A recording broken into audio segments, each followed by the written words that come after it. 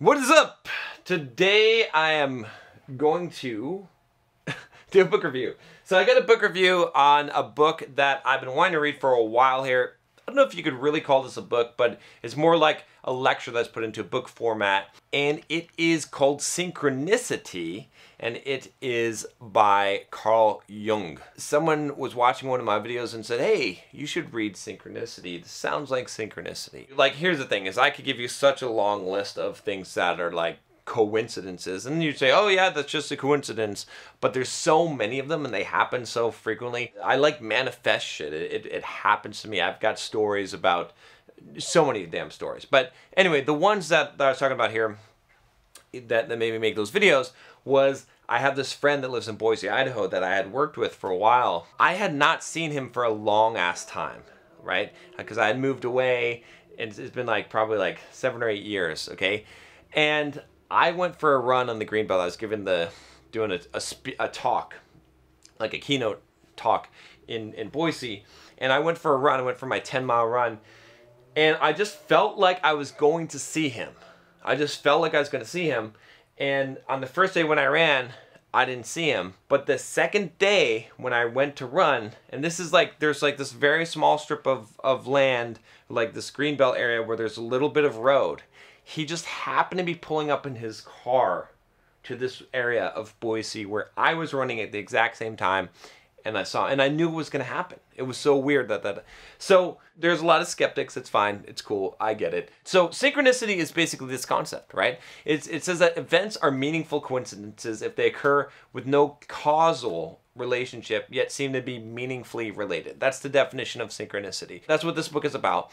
And it was really interesting, you know? So Jung believed that life was not a series of random events, right? But an expression of a deeper order, which he referred to as unus mundus, okay? The deeper order led to insights that a person was both embedded in a universal wholeness and that the realization of this was more than just an intellectual exercise, but also had elements of a spiritual awakening. The book itself, right, kind of hard to digest, not the best, you know, and I'm talking about this one more from a conceptual standpoint because I think that's the best way to talk about this, because you're not reading this book for enjoyment, okay? You're reading this book to like see what he said about this. So he's got a lot of stuff here that kind of permeates into the quantum world and basically ESP experiments where we're there to try to figure out, you know, is it, and essentially the way that this ties in the ESP is he had some experiments that he was examining from, I forget who performed these experiments, but essentially,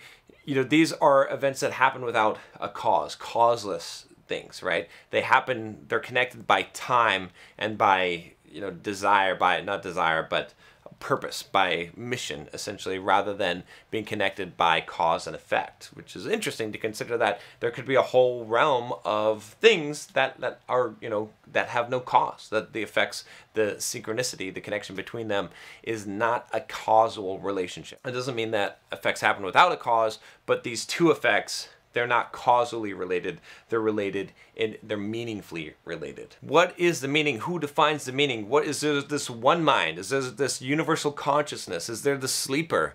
Are we the dream? Is it all connected through this one consciousness, this entity? And I'm getting into some weird shit here, I know, but if you look at Eastern philosophy and you look at the concept of the Tao and oneness, it sort of all relates here. Another piece that I felt like disconnected was with the whole quantum physics and virtual world. I read this book, actually interviewed the author Tom Campbell on My Big Toe, My Big Theory of Everything. Check out either the interview or the book there, or both, you know. And actually check out the interview, it's kind of interesting. Real interesting guy, real crazy ideas, but actually at the same time, they kind of make sense. What if this whole world is a virtual reality? What if we're a computer simulation running in a virtual reality on top of virtual reality? I mean, there could be so many layers of depth there. If you've seen Inception, you know, you kind of know what I'm talking about here. These things like ESP and meaningful coincidences and synchronicity, not only are they not odd, they make perfect sense, okay? Semantically, with a computer, like, you have things that are connected meaningfully in a computer program. It's kind of interesting just to consider that this kind of feeds into that whole idea. It's really interesting just to see what he wrote about this And again, very difficult language, very difficult to get through the text, but the key thing to take away from it is this idea that perhaps events are not causally related. Perhaps there's events that are meaningfully related, and what does that mean? What is the deeper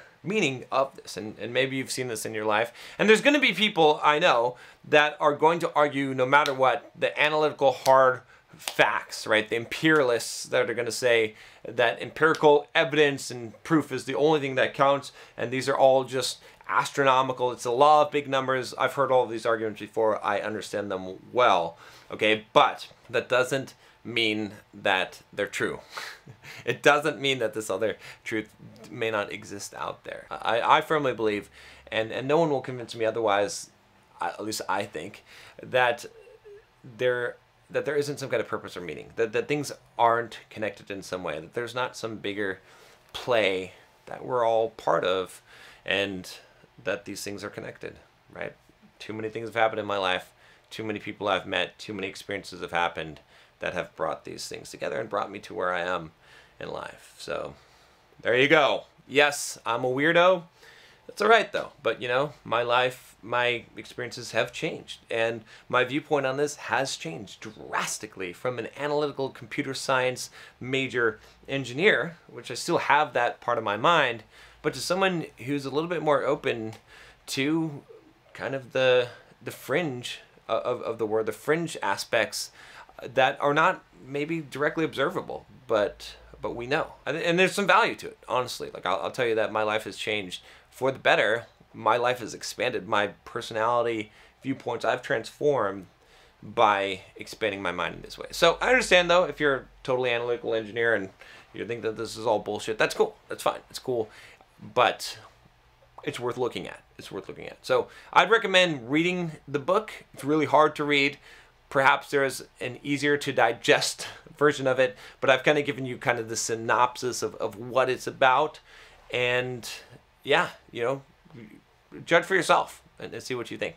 All right, that's all I have for you today. If you have not subscribed already, click that subscribe button below, and I will talk to you next time. Take care.